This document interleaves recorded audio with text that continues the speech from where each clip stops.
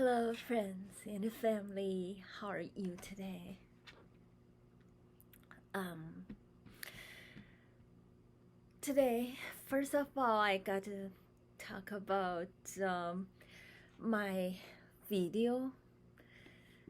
It's like there are some videos they have very low views. I think those videos probably I touch some sensitive topics, but there are things that I must talk about. You know what? Lying actually hurts people's health.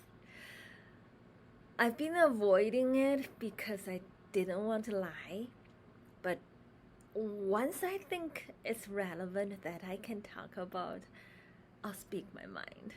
I wouldn't lie. Okay. So for today's topic, I'll talk about my previous teachers and some classmates. There were actually very few teachers and classmates that I really want to talk about. It's not I was always by myself, don't like other people, but those mainland Chinese people, they got really curious about other people who are looking good, dressing up nice, but their curiosities do not stop at the surface. The first thing when they see, oh my gosh, you look so good today. How much did you spend? You must have a lot of money in your bank account, blah, blah, blah. All dig into every penny you have. Make sure that they know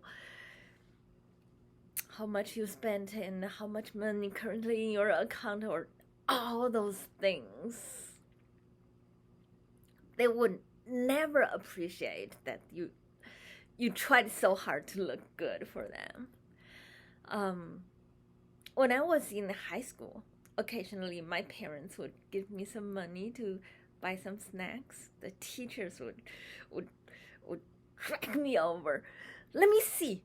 Oh my gosh, you kids right now have so much money. And okay, confiscated. You're such a bad kid, you're eating snack. And when in college, similar things happen. That I remember that was already like 5th year in college, and one time a teacher would just open up my backpack. Let me see what she has, how much money she has. And after he only found some pads for my period, nothing else, he got so mad. Oh my gosh, this is all you have in your backpack.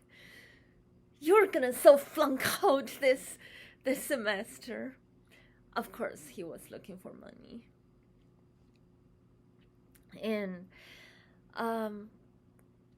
there was one semester in college. It's a group of classmates escorted that Baiyin serial killer to the city I was in, that is Baotou. They escorted him over, and that guy was hanging around all the time around the building that me and my parents were living in. All the time, I'm sure. I told my parents someone's following me around from Huahahat to Baotou. My parents said, oh, you're just hearing things. You're just thinking things. You need some mental illness treatment, mental health sessions, things like that. They wouldn't believe me, but I knew it. And it was one day, my parents were usually home, but that day my dad had to go out a little bit. School almost started. My dad had to go out a little bit to go to school for a little while. And then that guy knocked on the door and came in that day and asked, "Where did your parents put their money?" And I said, "I don't know." And I saw he did have a knife in his hand, and I was just calling, "Hey!" calling the neighbor kid, "Let's go out to have fun." And then I said, "I don't know where my parents put money. You just stay here and look for it. I'm gonna go out to have some fun." And that guy, actually, he was seemingly very polite, was hanging around there in the building that I was living in at the time, whole summer vacation. He seemed to have a really nice place to dwell. Another video, I will talk about where I think he dwelled in. And my family did lose some money, but the neighbor next door to my family lost like 300 RMB. Like, it was like one whole month of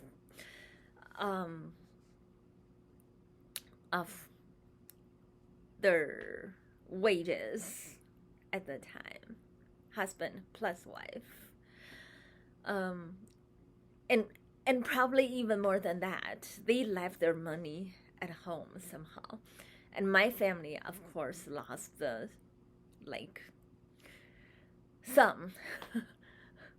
And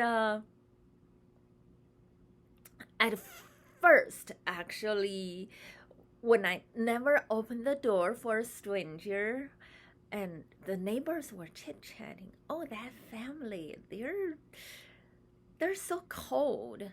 Even if those are beggars knocking on the door, they should open the door, give them a couple bucks or something. The rich people are so cold." But after that Baiyin serial killer stole money from my neighbor, they changed their attitude. They said, "You know what, next time if he comes, we're gonna definitely take him to the police." Then he disappeared forever. So, but as the school started, as I went to school, one of my classmates were saying, "You're so retarded. You don't even know where your parents put money." Now I know, yeah, that Baiyin serial killer was under the escort of Inner Mongolia Medical College school teachers and students, for sure. They work together to rob and to kill. I'm sure about it. And I will make videos in the future to analyze every case to see how those cases happen. Thank you so much for watching, for listening. I love you guys. Bye-bye.